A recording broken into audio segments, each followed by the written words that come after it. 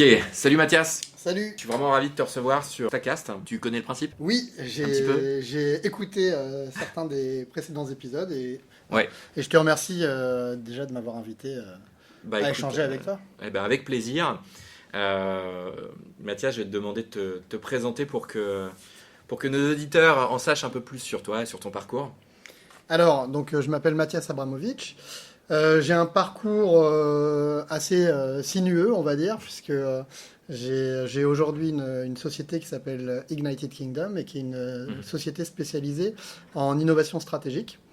Donc globalement, j'accompagne des entreprises dans les différentes phases de leur croissance, que ce soit des startups, des PME ou des ETI. D'accord. Et au départ, je suis un étudiant, enfin j'ai fait des études en STAPS, donc en sport. Ah, le sport. Ouais. D'accord. Ah oui, effectivement. Donc j'étais préparateur physique et mental. Ok, un gros coach, Un gros quoi. coach. Exactement. Ok. Et ça a switché à quel moment? Alors en fait, quand je suis arrivé durant mes études de STAPS, il y avait une grande réforme à l'époque qui était la réforme des diplômes, donc d'équivalence des métiers du sport et des métiers des diplômes de sport. Et donc là, je suis arrivé en première année et en gros, on m'a dit globalement, ton diplôme ne va rien valoir. Donc j'ai décidé de m'impliquer pour défendre nos diplômes et de fil en aiguille, en fait, j'ai commencé à représenter les étudiants en STAPS au niveau national et pour négocier auprès des différents ministères, au niveau du projet de loi de finances à l'Assemblée nationale, et donc défendre les droits des étudiants en STAPS. C'était en quelle année ça? Ça, c'était en 2000... entre 2003 et 2000. Ah ouais, c'est les années où ça a beaucoup bougé dans les C'était pendant gouvernements. le CPE. Ouais, CPE, voilà, ouais, exactement. Ça bougeait beaucoup Donc, voilà, dans la fac aussi. Exactement, on était en grève, on faisait Ouais. des grosses manifs à 20 000 dans la rue. Ouais. Et donc voilà, donc de cet engagement associatif, en fait, j'ai eu l'envie de changer finalement de trajectoire. Et je me suis impliqué dans ce qu'on appelle les mouvements d'économie sociale, d'organisation d'économie sociale.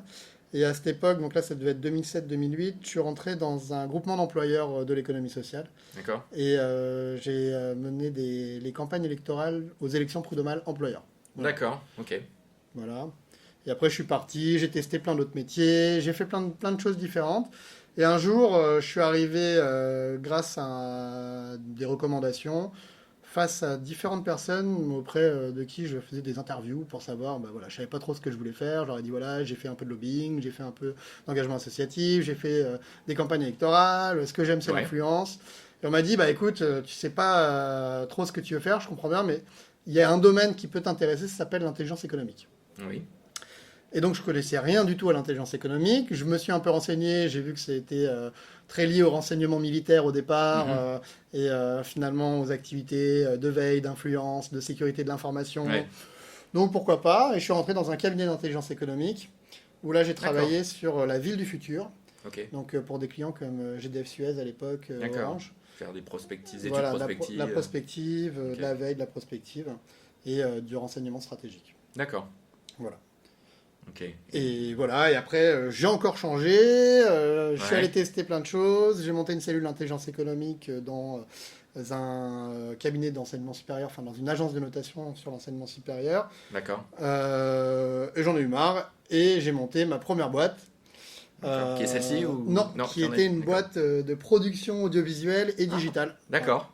Donc on créait de la vidéo, on faisait de la production originale, de la Ok. production corporate, Ok. et des sites web également, voilà. D'accord. Et une agence qui existe toujours ou... Non, une agence qui n'existe plus. Ok. On s'est séparés avec mes associés. En fait, j'ai monté plusieurs sociétés.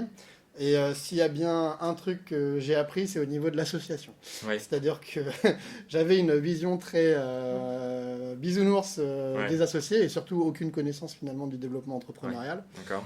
Et de fil en aiguille, j'ai monté d'autres sociétés où petit à petit, à chaque fois, j'ai Assuré changé, ce point. voilà, j'ai changé mes associations D'accord. pour arriver aujourd'hui à une structure qui est un peu plus stable quand même. Et quelle est l'expérience qui t'a le plus forgé, en fait, qui t'a le plus appris dans toute celle que tu viens d'expliquer? Chaque expérience m'a donné des... Hardware, avec la méthode la plus difficile, quoi. La méthode la plus difficile, je pense, Bah, à chaque fois, j'ai eu des apprentissages difficiles. Disons, déjà, au départ, j'ai pas une formation initiale. C'est-à-dire que je sors pas d'une école de commerce, j'avais pas une famille qui m'a payé des études Oui. ou je sais pas quoi. Donc, j'ai fait des choses sur le terrain. Je suis un autodidacte, globalement. D'accord. Donc, à chaque fois, ce qui est très dur, c'est d'apprendre un secteur d'activité, de te Ouais. remettre dedans, de comprendre les codes du métier, etc., des outils. Et je pense que mon séjour en cabinet d'intelligence économique a été un bon apprentissage. Oui, d'être Euh, curieux, d'être éveillé sur tout un tas de sujets. C'est ça, et d'apprendre aussi à structurer, c'est-à-dire d'apprendre à utiliser, par exemple, c'est là où j'ai appris le mind mapping, Ouais. donc utiliser des cartes heuristiques pour Ouais. structurer l'information. Donc je pense que le cabinet le cabinet d'intelligence économique a été très formateur Mhm. en termes déjà d'exigence professionnelle Ouais. et de capacité à aller vérifier son information, chercher la bonne information Ouais. et structurer cette information. Et de switcher entre des concepts, avoir un Exactement. esprit d'abstraction. Exactement, c'est- d'avoir c'est une ça. vision holistique sur Ouais. un sujet, de ne pas s'intéresser uniquement à un Ouais. thème particulier, mais de pouvoir aller faire des connexions en fait avec Ouais. des sujets qui ne sont pas forcément liés de manière évidente au premier abord. Et voilà, et donc effectivement, l'intelligence économique pour moi a été une très bonne formation et surtout ça m'a fait comprendre que la clé de tout métier, de toute activité, peu importe son secteur, peu importe son métier, c'est l'aide à la décision. C'est-à-dire que c'est notre capacité à prendre des décisions. Ouais. Et ça, une fois que je suis sorti de ce cabinet, c'est bien quelque chose que j'ai gardé et que j'ai compris. Ok. C'est tout ce qu'on doit faire doit permettre de prendre des décisions. Ok. Donc cette expérience dans ce cabinet, enfin dans l'IE Ouais, dans en le général, milieu, ouais, c'est très formateur. ça t'a beaucoup aidé. Ok, c'est quelque chose que je partage là, c'est vraiment le fait qu'on vive dans un monde de bruit et qu'on cherche tous à avoir du signal. Et alors Stacast s'est lancé aussi pour ça, c'est parce que entre toutes les apps, les méthodes qu'on lit dans le monde professionnel, on ne sait plus quoi lire, on sait plus. Donc on cherche vraiment des guides. Donc merci d'en être un aujourd'hui sur cet épisode. Mais Je sais pas si je suis un guide. En tout cas, ce que je peux te faire part en Mm. termes de retour d'expérience, c'est Mm. qu'aujourd'hui, tu vois, mon activité s'intéresse à des thématiques qui sont très, on va dire, tendance. Mm. C'est-à-dire qu'on en parle beaucoup. On parle d'innovation, de design thinking, Mm. de lean startup, de choses comme ça. Aujourd'hui, je l'applique concrètement et que ce soit auprès de startups ou auprès de plus grosses entreprises. Et l'intelligence économique, et justement, ce que je te disais, je viens de finir un séminaire avec des gendarmes sur Oui. des masterclass sur lesquels justement je lis intelligence économique et innovation. Et en fait, l'intelligence économique, l'analyse stratégique, la validation de la donnée, la recherche de la donnée est la base fondamentale finalement des démarches d'innovation aujourd'hui. Et c'est ce qui en fait un succès, enfin en tout cas c'est ce qui permet de réduire au maximum les risques, c'est d'utiliser ces méthodes aujourd'hui dans les démarches entrepreneuriales, dans les démarches de création de nouvelles offres de services. Et finalement, on a eu beaucoup, on a beaucoup tendance aujourd'hui, moi, je suis assez... je réagis de manière assez épidermique face à ce que je vois, de ce que je lis, de ce que j'écoute sur l'innovation, sur la création de nouvelles offres de services, puisqu'aujourd'hui on parle beaucoup de créativité, on parle beaucoup d'idées, et ce que j'essaye de réintroduire, c'est justement qu'en fait, l'idée n'est pas l'innovation.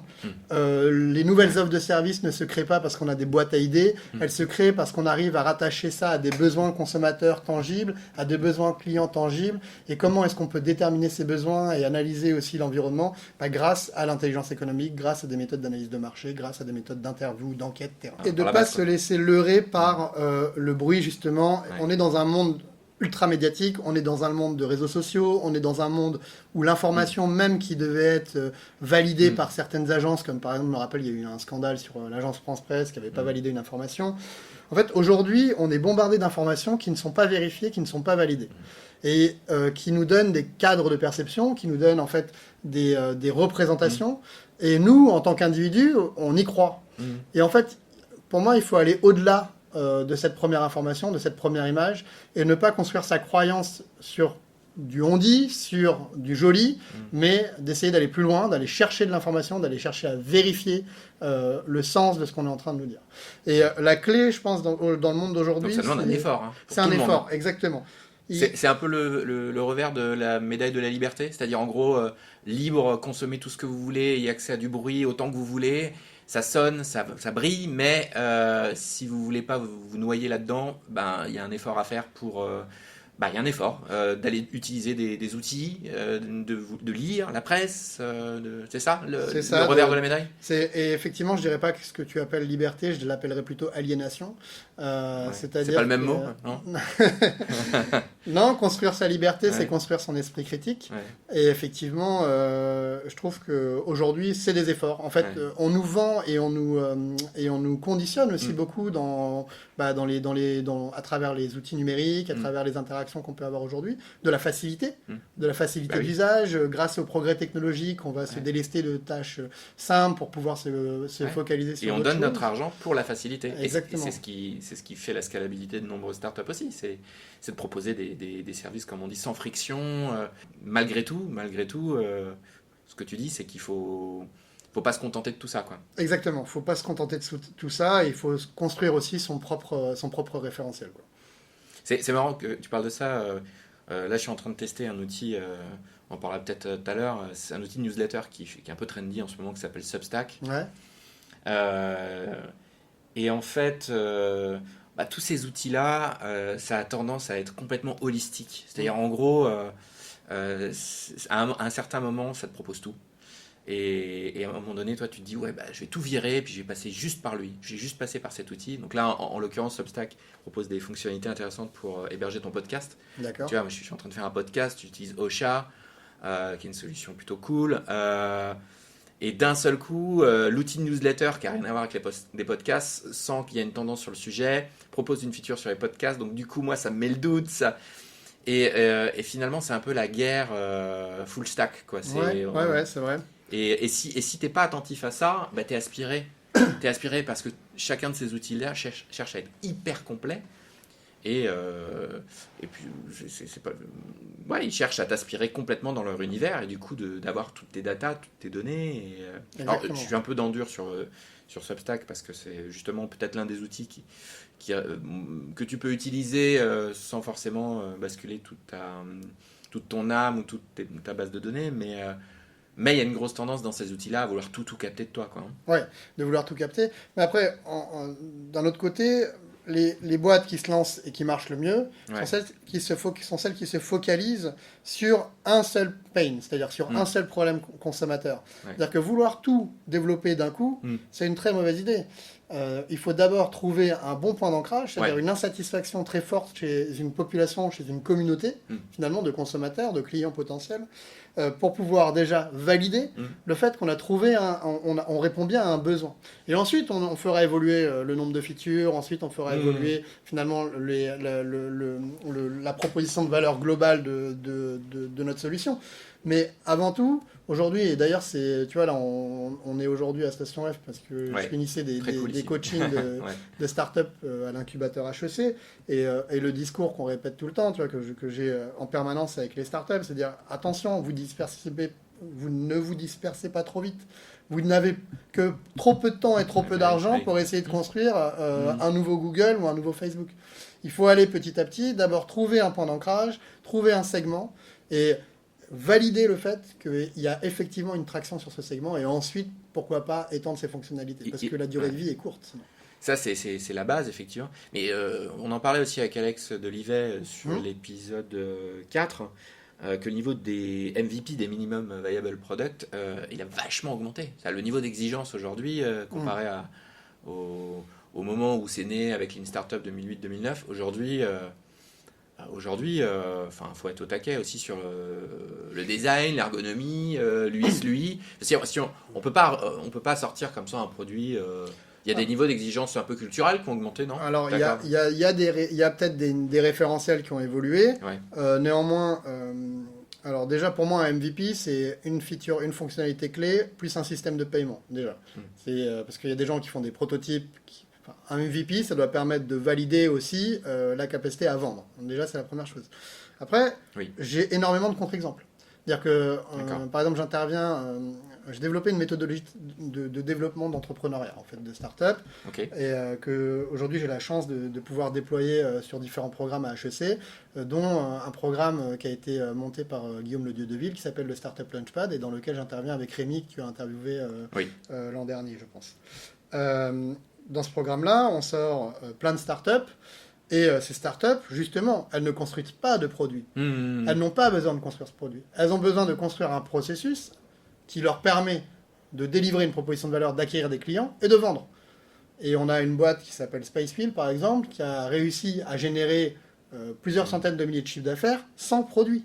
Oui. Et ensuite, ils sont allés le développer. Une fois qu'ils avaient validé le fait qu'ils avaient une traction, une fois qu'ils avaient validé le fait qu'effectivement, ils avaient trouvé le bon canal d'acquisition, ils sont capables derrière de délivrer le Et produit. le processus doit être magnifique, malgré tout. Et il doit être soigné et léché. Exactement. Ouais. Mais par contre, on a toujours le solutionnisme technologique qui arrive, où les gens viennent avec un produit et nous disent, bon, bah voilà, j'ai un super produit, maintenant, il faut que je le vende. Comment je fais? Ben non, ça marche plus comme ça. C'est d'abord, on doit évaluer s'il y a un besoin, récolter de la donnée tangible, et ensuite voir sur ce besoin, construire la feature, la fonctionnalité clé, qui va être la plus à même de répondre aux besoins principaux du client.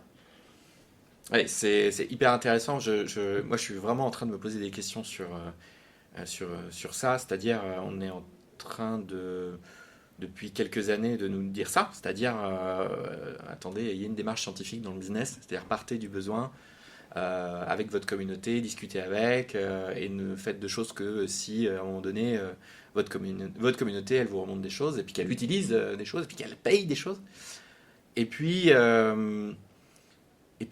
j'ai quand même l'impression que les bons, ceux qui partent vite, sont un peu décorrélés de ce genre de choses. C'est-à-dire que il y a quand même un aspect que je vois qui n'est pas forcément méritocratique, parce que les gens qui savent vendre, les gens qui savent tout de suite chercher des choses, enfin les gens qui savent bien prévendre les choses, avant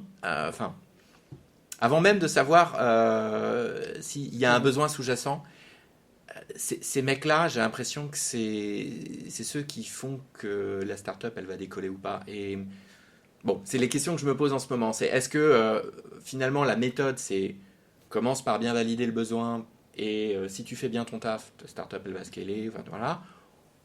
Ou, alors, je sais pas si c'est et ou, entoure-toi de gens comme Rémi disait, j'aime bien son expression, de gitans qui sont capables de vendre n'importe quoi, et tu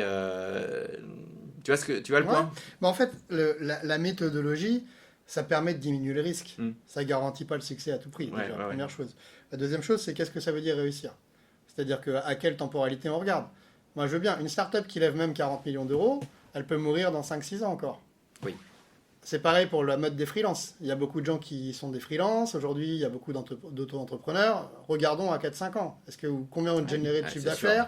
Est-ce que vous avez fini d'avoir le chômage ou papa-maman derrière, et vous générez une activité économique en fait qui vous permet d'en vivre? Oui. Donc, c'est une série de référentiels différents. Après, ce qui est sûr, c'est qu'un vendeur né ou une vendeuse née, elle ou il, vont avoir la capacité de capter tout de suite un besoin client et de le transformer. C'est juste qu'ils ne vont pas le découper en phase méthodologique.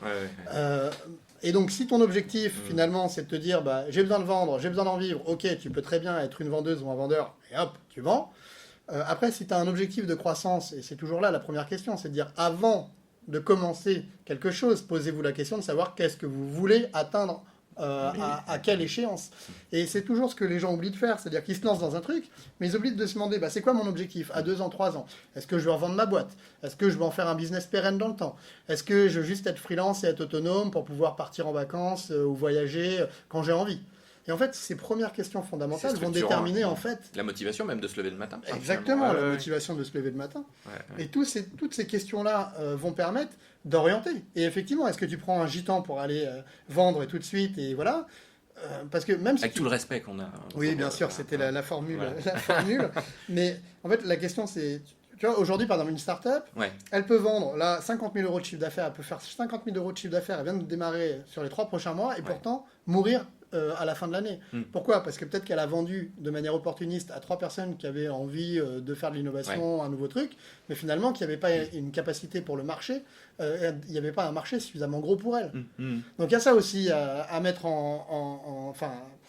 il faut relativiser, à mettre en perspective. Tu vois, c'est dire, oui, bien sûr qu'il faut des vendeurs. Oui, bien sûr qu'il faut des vendeurs et des vendeuses. Donc, ils sont capables. Faut pas trop de fake, c'est ça que tu dis. Mais il ne faut pas trop de fake. C'est qu'à un moment donné, si tu as la capacité, tu vois, on est à Station F, il y a quand même beaucoup de gens qui sont privilégiés ici, qui ont la possibilité d'essayer de lancer une start-up, de se planter et de repartir dans le salariat. Tu as d'autres gens qui, pour eux, bah, c'est clairement, One shot. voilà, qui vont avoir un loyer à payer, voilà, qui vont pas avoir plusieurs essais.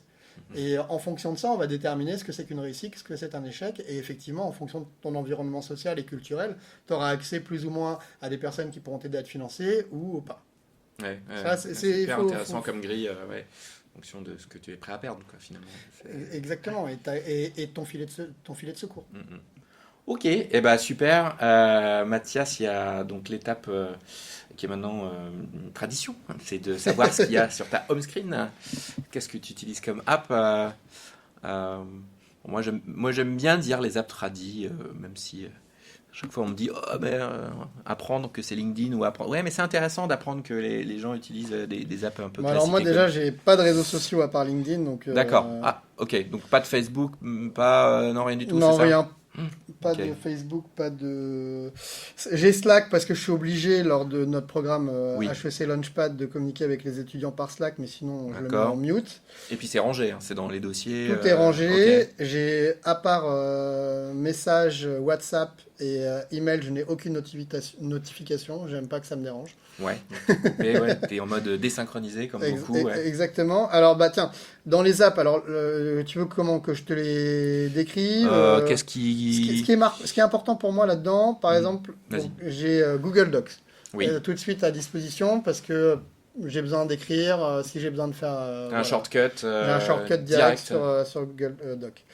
J'ai France Culture parce que c'est la seule radio que j'aime bien. D'accord. Et France Culture, c'est sous-estimé et il faut écouter leur podcast Ouais, si ils vous sont- n'écoutez pas en direct, mais même en termes d'économie, en termes Oui, de, oui. voilà, de contenu, c'est super bon. Après, je vais avoir 5 gros types de contenus globalement. Je vais avoir des contenus qui sont liés à l'information. Donc là, je vais avoir le MIT Tech Review, Ok, de la lecture, quoi. McKinsey, Des apps de lecture. voilà, des apps de sourcing, de De sources sourcing, d'information. Donc ouais. HBR, Bloomberg, Economist, voilà.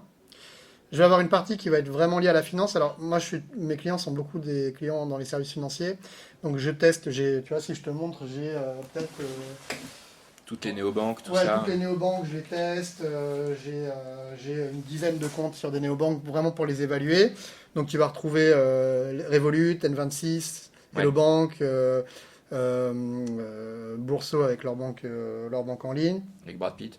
Exactement. J'utilise Linkso qui me permet de Ah, gérer les ex. les ex, ouais. Les ex, ouais. Linkso qui me permet de gérer directement la compta analytique de mon compte pro. Après, j'ai Kraken pour les crypto-monnaies, pour acheter de la D'accord. crypto. J'ai Bourse Direct pour gérer mon PEA et PEA PME. Ok. Là, j'ai des applications de bourse. C'est quoi Max? Max, c'est une banque du Crédit Mutuel Arkea, de Arkea, Ah qui oui, permet qui a de un regrouper conseil plusieurs d'innovation cadres. hyper Ouais, avancé. Ouais. on a travaillé avec eux sur justement le développement d'innovation avec Ok. Arkea. Et Max, c'est une carte qui te permet de regrouper plusieurs cartes bancaires à l'intérieur. Ouais. Donc, tu as une seule carte qui s'appelle Max. Ouais. Tu payes avec et tu choisis si ça ressort de ton compte Revolut, de ton compte BNP, de ton compte machin truc. D'accord, ouais, c'est chouette. TradingView, parce que pareil, moi je suis très. Day trading, J'aime bien avoir voilà, je fais de D'accord. l'analyse technique. d'accord? Voilà, ça c'est pour la partie financière. La partie marketing, donc là je vais avoir mes photos, dictaphone pour prendre des notes ou pour enregistrer des gens, Ouais, le Slack, donc ça je t'ai dit, Telegram, LinkedIn, ouais, le WordPress pour écrire les articles pour mon blog, ok. SparkPost pour me faire les... SparkPost, c'est quoi ça? SparkPost, ça te SparkPost. permet de faire des images pour LinkedIn, par exemple quand tu fais une publication sur LinkedIn, des images qui sont déjà dimensionnées. Ah, c'est Euh, comme Canva, mais en plus. Ouais, comme Canva, mais c'est encore plus Adobe. adapté à. Ouais, et tu peux le faire à Oh, LinkedIn, c'est bien, à ça. Insta et tout, et c'est gratuit, hein. D'accord. Donc ça c'est génial. Spark, c'est vraiment top. Et je le combine avec Unsplash pour mobile. Parce que Ah, comme ouais, ça, ok. j'ai Ah, de la- ça existe pour mobile, Ouais, ouais, Unsplash? regarde. Donc Il est Unsplash, c'est une bibliothèque d'images genre juste fabuleuse. Voilà, Et et de gratuite. vidéos. Ouais, Ah, gratuit. il y a de vidéos maintenant. Je savais pas. J'utilise, alors moi j'ai la suite Adobe, donc j'utilise aussi Premiere Rush qui est Premiere mais Pour pour monter. mobile et iPad. Par exemple là on a fait une mission en Côte d'Ivoire pour la Société Générale. Ouais, J'ai monté le petit film de restitution sur iPad avec Rush. d'accord. Et Adobe XD aussi, puisque en design on utilise pas mal Adobe XD, donc là ça permet d'avoir les reviews. Voilà, donc globalement sur le marketing. CTO, après j'ai le Google Analytics, bon, toutes les parties liées à l'analytics. Et voilà, et après j'ai quoi? J'ai des outils Xmind pour... La suite Google. Voilà, la suite Google, Mapster. Ouais, de Amazon. Sébastien Caron. Ouais. Ouais, qui est... Mapster, j'aime bien. T'aimes bien? Ouais, j'aime bien. Bah, c'est bien. T'as ça tous te- tes lieux, tes t'as places, tout- Exactement, tes tu check-in, les ouais. rajoutes. Ouais. C'est cool. Mais Dropbox. il est ici, Sébastien. Enfin, je sais plus s'il est encore à la station. Non, je pense Ouais. pas. Ouais. Je pense qu'il est parti. D'accord. Et voilà, et Receipt Bank, qui est l'application de mon comptable. Que Ok. Donc voilà, donc je vais pas. Non, mais c'est quand même très chargé par rapport à t'as une off-screen qui est complète. C'est Ouais. parce que là, j'en vois pas mal en ce moment. Et bon, il y a de tout. Il y a des gens bah, qui se laissent même un buffer. Ça, j'ai vu ça. Ouais. Maintenant, sur tes lectures, on va parler un peu de tes bouquins. Alors, si on regarde ton blog, c'est énorme. Tu as une bibliothèque de tous tes livres que tu Pas re- tous. Ouais. Ouais, pas toujours en plus, Ah, c'est mais vrai que je suis un grand je mettrai le lien. consommateur de livres. Hein. Ah ouais, je mettrai le lien parce que vraiment, c'est quand on parle de Signal, bah, c'est une super curation de tous les livres sur Lino qui sont importants. Donc, bah, pas toute ta bibliothèque, mais qu'est-ce que tu peux nous dire sur deux trois bouquins, ce que on appelle ici les Epiphany Books, qui t'ont un peu, Epiphany Book. qui t'ont un peu Alors, réveillé les il y a- chakras, tout ça. Il y en a plusieurs. C'est vrai que j'achète peut-être une soixantaine de bouquins par an quand même. Je Ah suis oui, d'accord. un très très gros consommateur.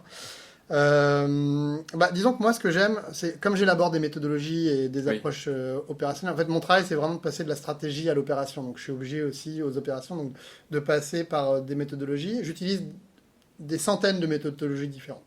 C'est-à-dire que qui remontent, si j'essaie de remonter aux origines de ces méthodes, donc je vais remonter sur des bouquins des années 60, des années 50 Ah oui, en d'accord. termes de méthodes, et parce qu'on se rend compte très rapidement que les fondamentaux ne sont pas forcément dans les livres d'aujourd'hui. Oui. Donc, qu'est-ce Oui. que j'ai? Donc, par exemple, en termes d'innovation, de gestion de l'innovation à long terme, dans stratégie d'innovation, il y a un bouquin qui date des années 90 qui s'appelle The Alchemy of Growth, qui a été écrit par des consultants de McKinsey et qui, peut-être certaines personnes peuvent connaître, ont défini les horizons. Horizon 1, horizon 2, horizon 3, les horizons d'innovation, donc qui te permettent en fait de gérer ta stratégie d'innovation à travers des horizons temporels. Donc ça, par exemple, très bon livre en termes de structuration des différentes innovations dans le temps. Comment est-ce que tu priorises D'accord. comment est-ce que tu vas définir finalement tes prochains relais de croissance dans un ordre temporel en termes d'investissement, en termes de Très bien de pour stratégie. une boîte qui Très se bien pose pour des une questions boîte, sur qui se comment pose des innover. questions. Tout, ouais. Epiphany Book, j'en ai plein en fait. How to fail almost everything and still win big. Ça, c'est mon pote Pierre Conro qui me l'a conseillé. Et donc, c'est l'auteur de Dilbert, la BD Dilbert qui est sur le business. Et en fait, il raconte sa vie de flemmard. Et c'est lui qui dit les losers ont des objectifs, les winners ont des systèmes. D'accord. Ok. Et donc c'est toute son histoire de sa vie jusqu'à ce qu'il crée Dilbert et il raconte qu'au départ, comme c'était un flemmard, il n'a pas fait des dessins qui étaient très précis, il a Ouais, fait des ouais. espèces de traits grossiers, il ne pouvait pas avoir besoin d'avoir de détails là-dessus. Donc c'est très marrant et ça montre aussi En gros, les winners, ils sont au résultat, quoi. Et puis les autres sont au moyen, quoi. Ouais, disons que le système c'est la routine, c'est-à-dire que en fait Le système, c'est la routine, c'est ça. Le système, c'est la routine. C'est-à-dire que si tu veux perdre du poids, c'est pas juste de dire je dois perdre 10 kilos. En Ouais. fait, c'est plutôt de dire chaque jour, je fais un C'est ça. effort de quelque chose. Mais dans les résultats, par exemple, on parle beaucoup d'OKR, tu vois. Ouais, en ce moment. Pour moi, la Bible de l'OKR, enfin, tu vois, si je devais te C'est recommander à c'est des le livre, gens, c'est le livre de Locker. le livre, c'est The High Output Management. D'accord. Et ça, c'est le former chairman de Intel. Ça a été écrit il y a bien longtemps. Qui s'appelle Andy Grove. Et c'est lui qui détermine, Oui, en fait, Andy Grove. c'est la première base. Mm. En product management, ceux qui veulent faire du product, lisez Inspired. Inspired de Marty Kagan, c'est la Bible du product management. Vous arrêterez de dire product owner, vous arrêtez de dire head of Ah, il met product. tout le monde d'accord sur... Non, mais il est très très bon. Et surtout, en fait, il continue à marteler la chose qu'aujourd'hui les gens n'ont toujours pas compris, la plupart des gens n'ont toujours pas compris dans le produit technologique, c'est continuous discovery, continuous delivery. C'est-à-dire qu'en fait, un produit n'est jamais fini, un produit Ouais, est en c'est ongoing, itération, quoi. exactement, grâce à de la donnée client, de la donnée user. Et Marty Kagan, c'est vraiment quelqu'un, c'est bien écrit, les chapitres sont courts, c'est D'accord. très cadencé, super. c'est juste une tuerie. Après, t'as quoi? T'as Clayton Christensen, quand même, c'est le pont de l'innovation. C'est lui qui a défini le terme disruption. D'accord. Par exemple, beaucoup de gens parlent de disruption, personne n'a vraiment le La fondement. définition, ouais. Et s'il y a bien un livre à lire qui est un peu la synthèse de tous ces bouquins, c'est Competing Against Luck. D'accord. Et donc, il parle justement de c'est quoi la disruption, comment construire de nouveaux produits-services. Voilà, c'est des choses très précises, très pertinentes en termes de développement. Il y a un sujet qui est pas très documenté en ce moment, c'est que Customer Success. Ouais. On voit avec toutes ces licornes qui sont en train de se faire financer que ce problème-là, que ce métier-là doit se structurer, quoi, finalement. Ouais. Moi, je vois pas trop de littérature sur ce sujet à lire. On est sur le Customer Success, tu vas avoir Superfan par exemple, D'accord. c'est un spécialiste de ça. Tu as Engagement, tu as D'accord. comment il s'appelle C'est des livres récents ou non? qui datent de Ouais, 2013. qui sont sur le support client, qui sont un peu qui sur sont en ces- fait sur la construction de communauté, sur la relation D'accord. client. Tu as différents. T'en as, ouais. Ouais, t'en as quand faut même. chercher. Mais j'en rajouterai sur le blog, mais Ah ouais, t'en c'est as, cool. t'en as quand même une bonne dizaine hein, sur le Customer Success. Ouais, ça commence à devenir un métier un peu pivot, quoi. Un peu. Bah, Mm. disons que le plus dur, tu vois, moi je dirais aux gens, vous voulez faire du produit, vous voulez faire de la tech, lisez Lean Analytics.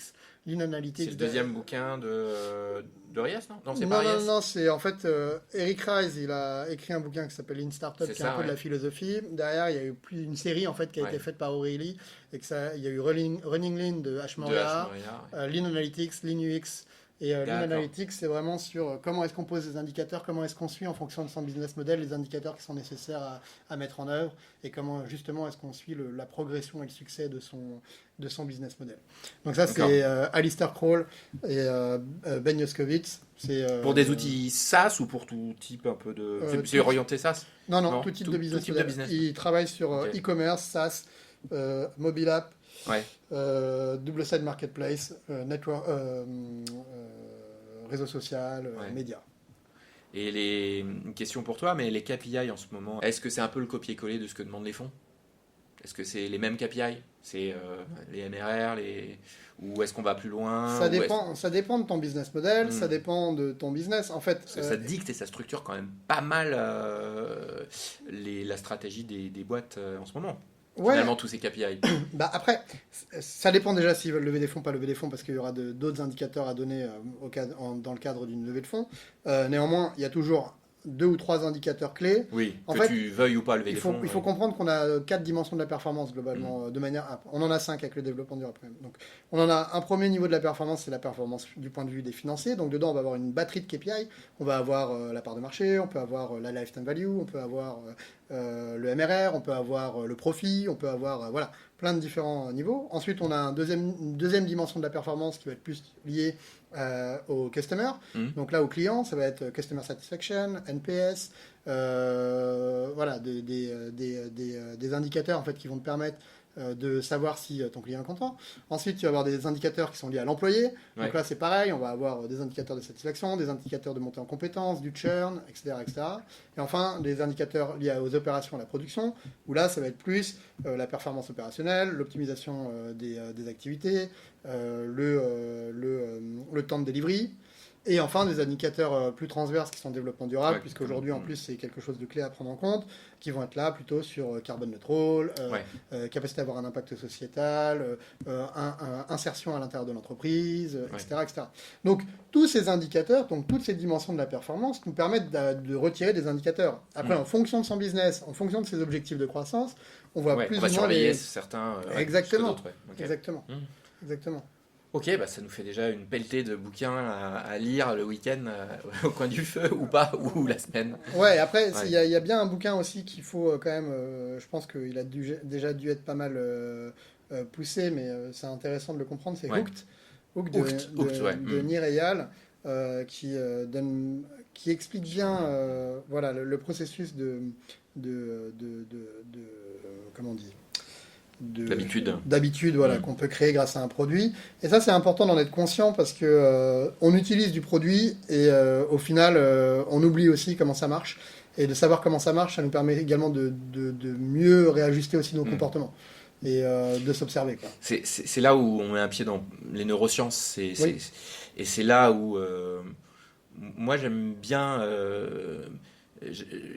parler de part mentale et pas de Ouais. part de marché parce que je constate vraiment que les startups qui réussissent, c'est celles qui arrivent à être complètement dans ton cerveau, dans le sens où quand je te dis site de petites annonces, tu penses tout de suite Le Bon Coin. ouais, si je te dis taxi 2.0, tu penses à autre chose. Et celle qui arrive à faire ça, c'est celle qui arrive à. Et là, sur la précédente interview, donc avec Jean de la Roche-Brochard qui nous disait qu'il y avait une émergence des catégories, des startups catégories, donc qui prennent un peu cette. C'est vraiment le pied dans quelque chose qui est autre que le business. Et ceux qui pigent comment utiliser ces leviers-là ont une puissance qui, finalement, qu'il faut peut-être ouais, faut peut-être en avoir conscience déjà et des leviers qu'on utilise sur nous finalement pour passer à l'acte d'achat et Toutes ces ce startups passage au sur la départ, neuroscience, ouais. des startups au départ, d'abord commencent par l'identification d'un besoin client, ça c'est sûr. Ouais. Enfin, faut pas non plus vendre du rêve, c'est-à-dire que d'abord on identifie un besoin client. Après ensuite dans les techniques effectivement mises en œuvre afin d'améliorer l'acquisition, d'améliorer la conversion client, etc. Ouais. Là, il va y avoir de l'usage potentiel de neuromarketing. Tu regardes Cambridge Ouais. Analytica, par exemple. Le scandale. Oui, mais n'empêche que, en fait, c'est quoi? C'est l'utilisation du neuromarketing, Mm. l'utilisation de mécanismes d'influence en créant des fausses informations, en créant des cadres de perception pour influencer le comportement des gens. De la même manière, tu vois, moi, je suis pas très favorable au nudge. Tu vois, le nudge, c'est... Oui, c'est le fait d'entourer. Le nudge, ça veut dire, en gros, t'es pas fan de ça? Non, parce que en D'accord. fait, le nudge, le principe fondamental du nudge, c'est de dire, je vais te faire faire quelque chose, Que t'aimes pas, mais je vais te le mais mettre qui est quand bon même. pour toi, mais qui est bien pour toi. En Ouais, fait, ouais. la phrase importante, c'est Ouais. faire quelque chose aux gens qui est bien pour eux. Mm. Et le problème, c'est que dès lors qu'on commence à rentrer dans ces problématiques-là, C'est la c'est question de la liberté. Hein, c'est individuelle. qui es-tu pour savoir ce qui est bien clair, pour c'est moi. clair. Oui. Et en fait, tu Non, vois, non. on rentre justement dans ces problématiques, et plus on avance dans le temps, avec du transhumanisme, avec le progrès technologique, forcément, on va Je suis avoir d'accord. beaucoup plus d'outils pour influencer le comportement des gens. Mais il y a vraiment des questions éthiques fondamentales, tu Ouais, vois. à se poser, ouais. Tu as les moutons numériques, les designers éthiques qui travaillent dessus, tu vois, sur ces sujets-là. Il faudrait que ça soit, à mon avis, déjà beaucoup plus présent dans les formations des gens, au niveau tech, même au niveau marketing, pour qu'ils aient un recul aussi sur, voilà, ce Mais qu'ils sont en on train de revient faire, sur le débat du monde du bruit et du signal. C'est-à-dire, en gros, si tu te documentes pas, que toutes les histoires de cookies sur Internet, tu t'en fous, que tu cliques, t'achètes, finalement, tu joues ton rôle de consommateur facile. Mm. Après, il faudra pas te plaindre de Non, savoir. le problème, il est dans le sens inverse. C'est-à-dire que, ok, si c'est pour toi, bon, à la limite, ça n'impacte pas les autres. Par contre, si tu commences à participer. à créer des produits, Ouais. à t'impliquer dans des boîtes, Mm. et que tu cherches pas à comprendre ce qu'il y a derrière et les enjeux sous-jacents à ce qu'il y a, Mm. là, tu as un impact potentiellement néfaste, en tout cas, Oui. pour les autres. En tout cas, c'est même pas que tu l'as néfaste, c'est que tu te rends pas compte, peut-être que c'est en contradiction de tes valeurs profondes. Et c'est le moment où tu vas t'en rendre compte que Super intéressant. tu auras un mouvement de recul en disant « Waouh, qu'est-ce que j'ai fait ?» Et ça, il faut éviter aussi de rester sur... sur des choses qu'on comprend pas, qu'on commence à développer et finalement qui vont à l'encontre de ce qu'on a envie de faire fondamentalement et de ce qu'on est, quoi. Ouais. Ok. Ta stack métier, les outils que tu utilises un peu pour tes missions, est-ce que tu as deux, trois softs, deux, trois outils, Ouais. lecture, est-ce que tu es abonné à des newsletters, est-ce que tu écoutes des podcasts qui te nourrissent, tout ça? Ouais, alors j'ai Suite Adobe. Suite Adobe, ok. Suite Adobe et Parce que parce que j'ai Photoshop, parce que j'ai XD, parce Ouais. que j'ai Adobe Pro. Parce qu'une fois que tu maîtrises, c'est cool, quoi. Et voilà, et ça fait 15 ans que je travaille dessus. Ouais, donc, ok, d'accord. Voilà, ça me permet d'être Sioux, de même faire du montage si j'ai besoin. Voilà. D'accord. Autre métier, je vais avoir Xmind, Ok. donc qui me permet de faire du mind map. Mhm. Voilà, au niveau métier, c'est tout. Le reste, c'est Google Drive, quoi. Franchement, ça suffit et Ouais. ça sert très bien. Mail, client mail. Client mail, j'ai mon propre mail et mon propre serveur, puisque je ne suis pas hébergé chez Google au niveau des mails, D'accord. C'est un pour des choix, raisons de ouais. confidentialité Ouais. sur Oui. les mails. Ouais. Et après, sinon, au niveau abonnement, bah, tu vois, je suis abonné à HBR, mais Oui. américain, pas français. J'étais longtemps abonné au français. En fait, le français est moins bon. D'accord. Si vous devez vous abonner, abonnez-vous à l'américain. Et le Tech Review du MIT, qui est quand même une sacrée bible, qui est le magazine du MIT D'accord. sur l'innovation technologique. Donc, tout ce qui sort un peu C'est même technologique et c'est deep vraiment, tech. Ouais. voilà, c'est ce qui va arriver demain. C'est, tu vois là le dernier, je viens de le recevoir là. Il est sur quoi le dernier? Il est sur. Ah, t'es papier, toi. Ouais, Ah ouais, je suis papier. Ouais. Bah, j'ai les deux. Hein. Là, il est sur voilà, comment est-ce que la nouvelle génération is using technology to mask, reveal and form identity. Donc, comment est-ce que la technologie en fait est utilisée aujourd'hui par la nouvelle génération pour transformer leur identité. D'accord. Au niveau newsletter, je reçois des newsletters de A16Z et d'ailleurs j'utilise j'écoute leur podcast. Ouais, Horowitz, c'est vraiment top. NFX aussi, qui est un fonds qui travaille beaucoup sur l'effet de réseau.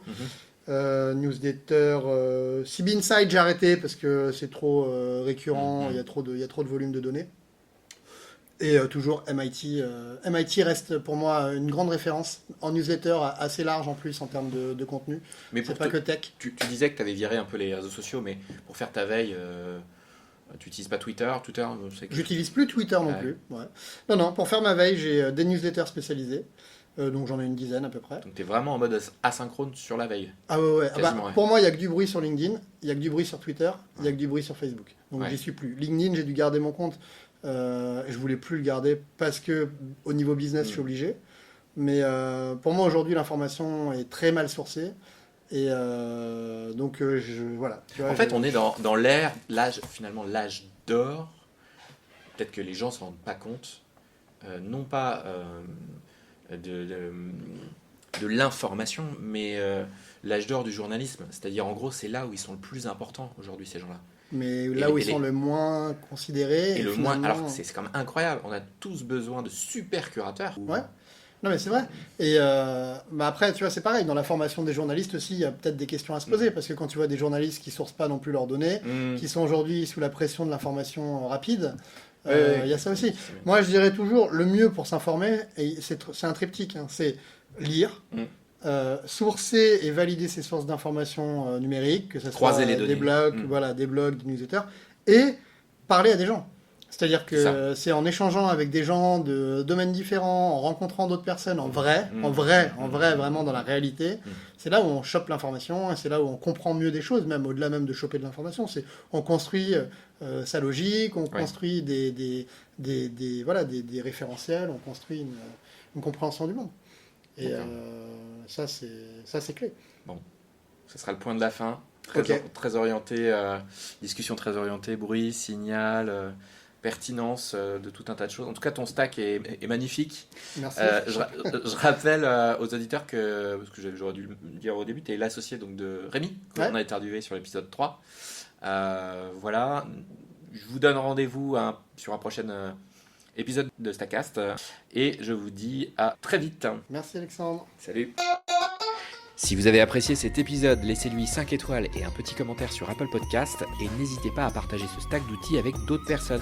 Toutes les ressources citées pendant cet épisode, les apps, les livres, etc. sont accessibles à travers le lien placé dans les commentaires qui vous mènera tout droit vers les show notes. Et si vous souhaitez aller plus loin sur les conseils et les recommandations d'outils, de méthodes, de formation, de services, laissez votre email sur stackcast.com. J'organise régulièrement des sessions privées en live avec des professionnels de la tech qui viennent répondre à toutes vos questions et vous guider sur les meilleures ressources actionnables dans votre métier et pour vos projets.